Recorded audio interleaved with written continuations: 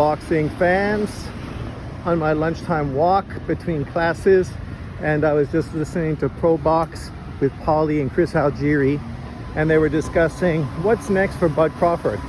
They talked about the fact that Crawford on X, or Twitter as it used to be known, talked about having one more fight before potentially retiring, which would be a shame, because obviously based on his performance against Errol Spence, he's still got a lot in the tank. But you can't really hate on a man who's done everything he needed to do, won the biggest fight of his career, got paid handsomely, and obviously has a family and kids that are growing up right in front of him, who wants to take the opportunity to be around his family and, you know, participate in their adolescence, and, you know, watching them grow, and, you know, obviously being a father. So that's obviously something that anybody would look forward to. They talked about some of the potential matchups that make sense and ones that probably don't make sense. They talked about the Boots Ennis fight, and they talked about how out of all of them it was probably the least likely, specifically because it's a fight that doesn't really draw much money. So how are you going to do it? And then again, why are you going to do it? There's not a motivation for Crawford at this point to take a difficult fight for low money, unless, you know, as I will mention later on in this video as well, the Saudis somehow were invested in that fight, felt that that was a fight they wanted to see, and that was a fight they wanted to make. Then at that point we could easily see an undisputed unification fight between Crawford and Boots Ennis, which would be a fantastic style matchup, you know, the new versus the old. They also talked about the potential fight between Tim Tszyu, and from their perspective, both of them felt that the Tim Tszyu fight was probably the best fight at this point to take, the fight that made the most sense. Obviously for both of them, it's a fight that probably outside of Canelo Alvarez makes the most money, makes the most sense. And they talked about how for Crawford it's also a motivational sort of thing. Wow, I'm getting so short now. I used to be so tall in Taiwan. Now all these kids are all taller than me. But talking about how obviously that's a huge fight and a big opportunity for Bud to become a 4-weight world champion. And that's motivation in itself, to do something historic and legendary, to win a world title in his 4th weight division, and obviously beat a fighter like Tim Tszyu in the process, an undefeated world champion. Even though unfortunately Tim Tszyu, like Boots Ennis, wasn't able to beat a champion to get that title, which, you know, is a little disappointing obviously for their legacy, but this is their opportunity to cement it by fighting a guy like Crawford and beating him, and then all those answers or those questions are obviously answered. They talked about the possibility of a Canelo Alvarez fight, which Paulie Malignaggi was very down on and thought was a complete joke and complete bullshit, which it is. Whenever a fighter is asked to jump up so many weight divisions to take on an opponent, you can see what it is. Outside of being a money fight and a big money opportunity, what's the point of doing a fight like that? Weights are there for a reason. We know that Crawford is in his 3rd weight division right now at 147 pounds. We could easily see him move up to 154 and be effective at that weight class. But to jump all the way up to a 6th weight division to take on Canelo Alvarez, it seems a bit of a stretch. It's kind of like what people have asked Inui to do, jump from 122, his 5th weight division that he's ran through, to go all the way to 135, which would be his 8th weight division, equaling really what Manny Pacquiao had done, which nobody in the history of boxing has ever done, which is the main reason why people accuse Pacquiao of using PEDs. So you want Inui to do something you give Pacquiao 0 credit for accomplishing. How does that make any sense? But, you know, this just tells you about a lot of the so-called boxing fans that we have to deal with day in and day out.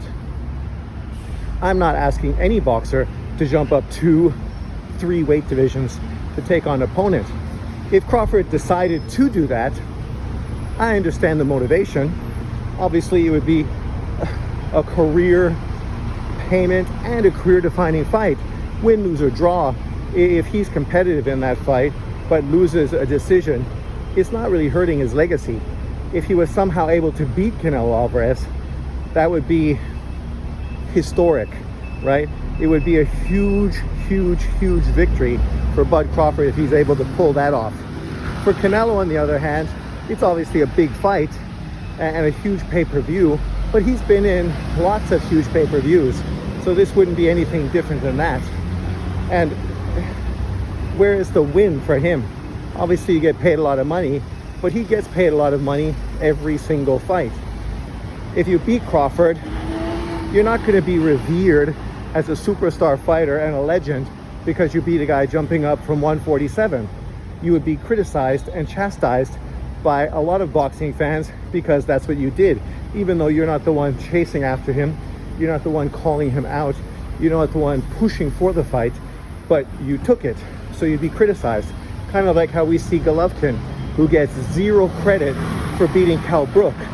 Yet Golovkin didn't make efforts to chase after Kell Brook. He was chasing after a 160-pound fighter, Chris Eubank. Chris Eubank decided to run away from that fight like he's done with so many other fights, and Kell Brook was obviously Matchroom Eddie Hearn's replacement opponent to keep the big event moving forward. This would be a similar situation, kind of like when Mikey Garcia went up to fight Spence, kind of like when Rigo went up to fight Lomachenko. You're not going to get much respect being the bigger fighter, doing what the bigger fighter should do. So it's a lose-lose situation for Canelo Alvarez outside of the big payday. For me, as a Crawford fan, I'm cool with whatever Bud decides to do, whether it's fight Tim Tszyu, retire, move up and take on Canelo Alvarez, even though that's obviously a super risky fight and one that could potentially put a loss on his resume. If he beats Tim Tszyu, retires undefeated, he joins an elite level of fighters, specifically Americans of recent times, Ward and Floyd Mayweather, who retired undefeated. He could do that, right? It's right there for him. He could do it right now, coming off of the win against Errol Spence. Truthfully, there's not much more he needs to do. There may be something he wants to do, but I think most boxing fans, outside of Errol Spence fanboys who spent 5 years basically discrediting and downplaying him, most people would be understanding of exactly what he did career-wise and would understand the situation. The sort of outlier in this situation is obviously Saudi Arabia. Saudi Arabia and Turkey Al-Sheikh has basically shown you that if there's a specific fight that he really wants, he's willing to go after that specific fight and those specific fighters and pay to get that fight done. Basically, we've seen that with his push towards Beterbiev and Bivol, a fight that hardcore boxing fans all know is a great fight and a fight that definitely needs to happen. But a lot of Americans, they're not interested because it doesn't really reflect them. It doesn't reflect anything to do with them. So they don't have a horse in the race, so they don't really care one way or the other.